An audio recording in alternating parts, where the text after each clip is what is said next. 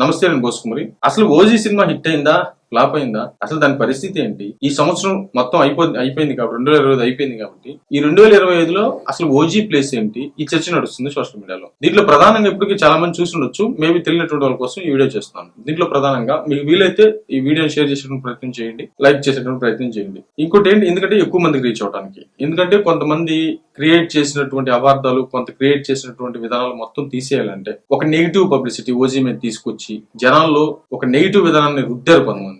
అది పోవాలంటే ఈ వీడియో కొంచెం పబ్లిష్ అయ్యేటువంటి అవకాశం చేయాలి. మరి మీరు దయచేసి దాన్ని చేసేటువంటి ప్రయత్నం చేయండి, రిక్వెస్ట్ చేస్తాను. దీంట్లో ప్రధానంగా ఈ సంవత్సరంలో టాప్ వసూలు చేసినటువంటి చిత్రాలలో ఓజీ ప్లేస్ ఏంటి అనేటువంటి విషయం చూద్దాం. టాప్ 10 చూద్దాం. దాంట్లో అసలు ఓజీ ఉందా లేదా చూద్దాం. ఈ ఏడాది అత్యధిక వసూలు రాబట్టినటువంటి భారతీయ చిత్రంగా రణ్వీర్ సింగ్ నటించినటువంటి దురంధర్ అది నిలిచింది టాప్ లో. అది 1034 కోట్ల రూపాయలు రాబట్టింది. అంటే ఇంకా చిల్లర ఉంటది, కోట్లు రాబట్టింది. అదే విధంగా 2025లో బాక్సాఫీస్ షేక్ చేసినటువంటి టాప్ 10 మూవీస్ లో చూస్తే దురంధర్ ఉంది. కాంతారా 2 ఇది కూడా టాప్ 2 లో, అంటే 10 లో 2 లో ఉంది. 853 కోట్లు అయితే వసూలు చేసింది. అదే విధంగా చావా 808 కోట్లు వసూలు చేసిందని చెప్పేసి చెప్తున్నారు.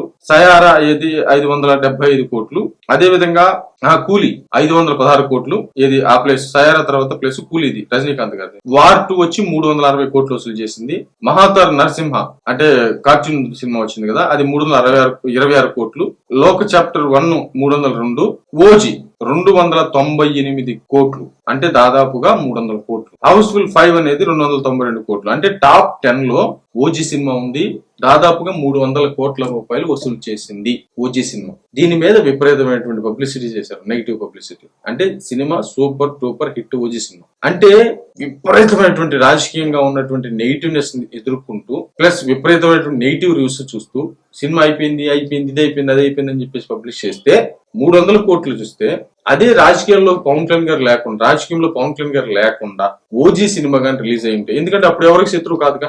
ఇప్పుడు అటు అల్లు అర్జున్ ఫ్యాన్స్ అనేటువంటి వాళ్ళు టార్గెట్ చేశారు, మిగతాకు సంబంధించిన హీరోల ఫ్యాన్స్ టార్గెట్ చేశారు. వైసీపీ పార్టీ అయితే కంప్లీట్ గా ఓన్ చేసుకుని రాజకీయ నాయకులతో సహా ఓజీ సినిమా గురించి మాట్లాడారు. ప్రెస్ మీట్లు పెట్టి మరి అయిపోయింది ఓజీ సినిమా అనేటువంటి విధంగా మాట్లాడారు. రకరకాలుగా ప్రచారం చేశారు. కానీ అది 300 కోట్ల దాకా, దాదాపు 300 కోట్లు వసూలు చేసింది. ఇంత నెగిటివ్ లోనే అంత వసూలు చేస్తే, మరి ఒకవేళ పవన్ కళ్యాణ్ గారు రాజకీయాల్లో రాకుండా ఉంటే ఎంత వసూలు చేసి ఉండొచ్చు మేబీ. అంటే టాప్ 5 లోకి ఓజీ సినిమా వెళ్ళిపోయింది. ఏది భారతదేశ చలనచిత్ర రంగం, ఓన్లీ టాలీవుడ్ కాదు, భారతదేశ చలనచిత్రం రిలీజ్ అయినటువంటి సినిమాల్లో టాప్ 5 లో ఖచ్చితంగా ఓజీ సినిమా ఉండుండేది. అంటే దాన్ని ఒక మంచి సినిమాని, నేను అప్పటికే చెప్పాను చాలా సార్లు, నేను ఓజీ సినిమా గురించి చెప్పాను. సినిమా అయితే సూపర్ గా ఉంది, చాలా బాగుంది సినిమా, దాంట్లో తప్పుపట్టడానికి ఏమీ లేదు అనేటువంటి విధంగా చాలా సార్లు చెప్పాను. అద్భుతమైనటువంటి సినిమా అని చెప్పాను. నాలుగు చాలా మంది చెప్పారు. కానీ నెగిటివ్ విపరీతంగా తీసుకెళ్లారు. టార్గెట్ చేసి మరి కొట్టేటువంటి ప్రయత్నం చేస్తే ఎంత వస్తే, ఇవన్నీ లేకుండా ఉంటే ఇంకే లెవెల్లో ఉండే సినిమా. అంటే ఈ సినిమా తర్వాత ఖచ్చితంగా పవన్ కళ్యాణ్ గారు 150 నుంచి 150 కోట్ల వరకు కూడా రెమ్యునరేషన్ తీసుకునే స్థితికి వెళ్ళిపోయి ఉండేవాడు. అంటే ఇంకా ఆయన ఎంత సంపాదన ఉండేదో చూడండి. అవన్నీ వదిలేసుకొని ఇప్పుడు ఆయన రాజకీయాల్లో కూర్చొని ప్రజలకు సేవ, రోజుకు వచ్చేటువంటి ఆ డబ్బులు 2-3 కోట్లు వదిలేసుకొని ప్రజలకు సేవ చేస్తా కూర్చున్నాడు. అర్థం చేసుకోవాలి దేనిని కూడా. మరేమైతే చూద్దాం.